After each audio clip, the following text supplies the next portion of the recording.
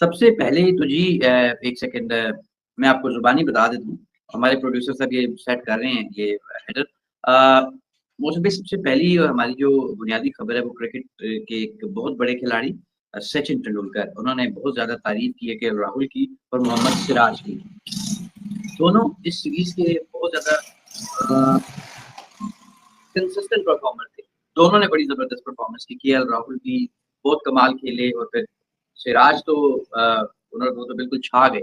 एक इस पर बात करेंगे, दूसरा गौतम गंभीर मौसमी जहाँ जाते हैं देखिए रिज़ल्ट से हटकर कोई ना कोई कंट्रोवर्सी ज़रूर रह जाती है। अगर उनकी इस दफ़ा अपनी टीम में कोई कंट्रोवर्सी नहीं हुई जीत की, देखिए आप ही कहते होते हैं और ये सच बात है कि जीत जो है वो बहुत सारी चीज़ों के को जो है वो अंडर द कारपेट कर देती है, उन पर पर्दे डाल देती है, कर्टन्स आ जाते हैं। आप चाहते हुए भी जो है ना आप खुद कहते हैं पाओ इस्त्री कपड़ा पा दें। इस दफ़ा अपनी टीम में तो ऐसा कुछ नहीं हुआ कि जीत आ गई थी, सीरीज़ बराबर हो गई।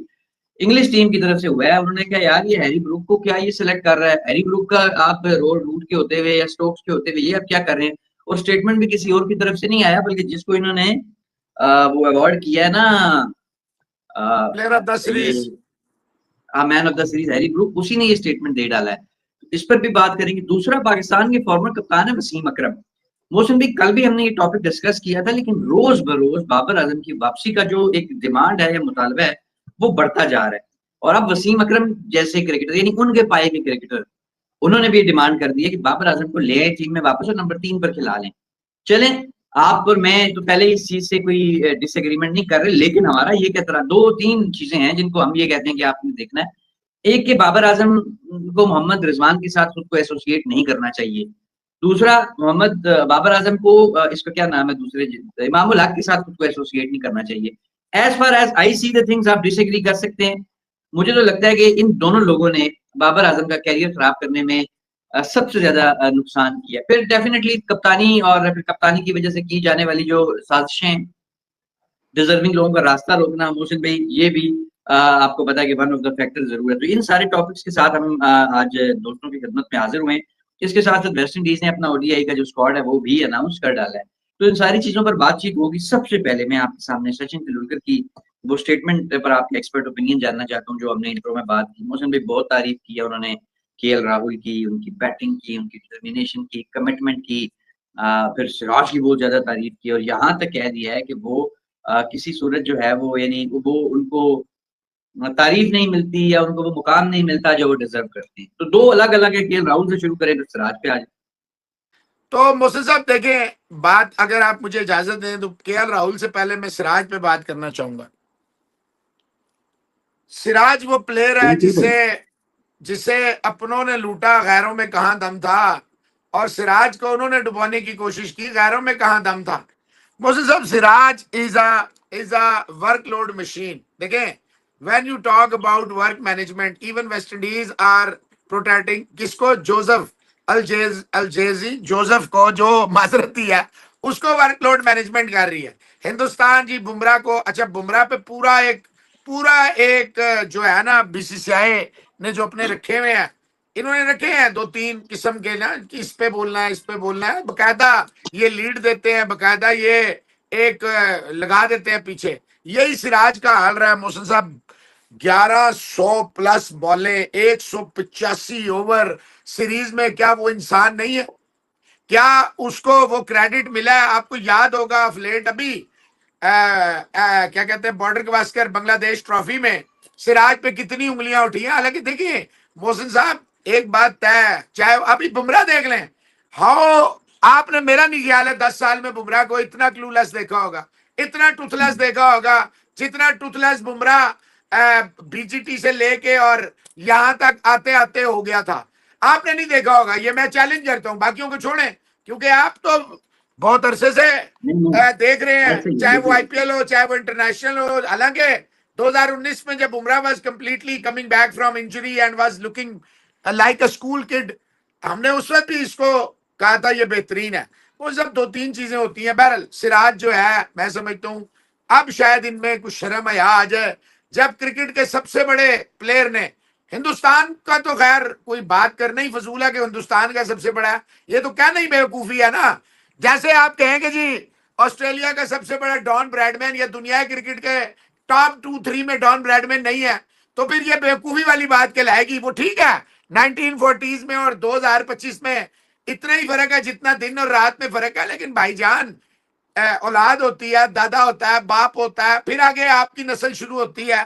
तो आप अपने दादा का किरदार तो नहीं ना खत्म कर सकते, या आप अपने वालिद का किरदार, या आपका जो बेटा है उसने डेफिनेटली बहुत अच्छा, बहुत अल्लाह ताला की करम नवाजी हो तो शायद वो परदादा देख ले, वरना मैक्सिमम जो पाकिस्तान में हालात है वो आप दादा भी देख लें तो बहुत बड़ी यानी कि इस दौर में अचीवमेंट कहलाती है।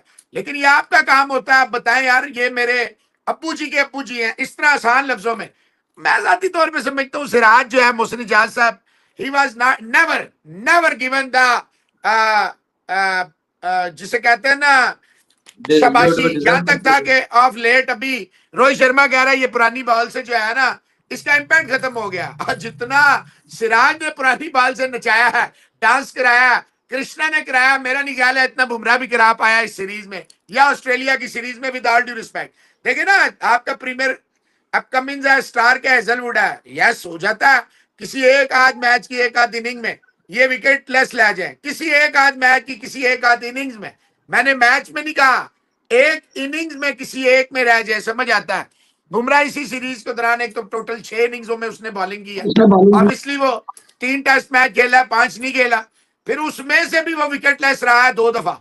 तो that is a very very shocking thing as far as Bumrah calibre is concern. But if I say you कि ये जानबूझ के उसको अंडर प्रेशर रख रहे हैं, जानबूझ के उसके ऊपर सारा ड्रामा बाजी करवा रहे हैं, जान के। मैं आपको बता रहा हूं 2020-21 से मोहसिन साहब हमारी सब कॉन्टिनेंट जो है ना, जिसमें बांग्लादेश श्रीलंका भी शामिल है और इवन अफगानिस्तान को जुम्मा 8 दिन हुए शामिल है, हमारे यहाँ कॉन्स्पिरेसी जो होती है ना वो इतनी खौफनाक होती है। और वो गंगुली ने एडमिट भी किया, हम विराट कोहली से डर गए थे 2020-21 में।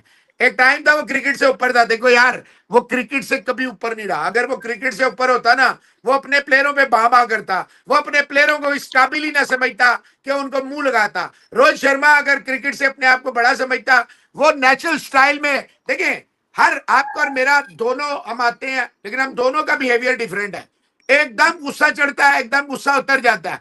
तो रोहित शर्मा एक देसी बंदा था, विराट कोहली जो है जाहिर बात है 7 साल कप्तानी के बाद मोहसिन साहब आपके अंदर सोफिस्टिकेटेड चीजें भी आती हैं, आपके अंदर ठहराव भी आ जाता है, डिफरेंट चीजें आ जाती हैं, हर बंदा डिफरेंट होता है। खैर मैं समझता हूँ तेंदुलकर साहब के कहने से कम इंडिया में सिराज की जो कदर है शायद वो आ जाए। अब आते हैं राहुल पे, बहुत ही मैं कहता हूँ इतने बड़े अल्फाज इतने बड़े प्लेयर ने कहे हैं कि केएल राहुल को दुनिया के किसी सर्टिफिकेट की, किसी आईसीसी की, किसी पीसीसीआई की जरूरत ही नहीं। वो कहता है एलिगेंट है। समटाइम्स इतना मजे का लगता था राहुल को बैटिंग करते देखते, ये फ्रस्ट्रेट करता है, कंप्लीट बैट्समैन है, बॉल जिस तरह ये बॉलें लेफ्ट कर रहा था वो इसकी कमांड और इसकी अथॉरिटी को शो कर रहे हैं। आगे चल के कहता है इतना स्टाइलिश खेल रहा था, इतना मजे का खेल रहा था कि बॉलर को बार बार इसके खिलाफ प्लान बनाने पड़ रहे थे। KL Rahul look at the top of his game. ये वो गोल्डन वर्ड्स हैं मोहसिन इजाज साहब, जो दुनिया का हर प्लेयर ड्रीम करता है कि यार काश मेरे लिए कोई ये बात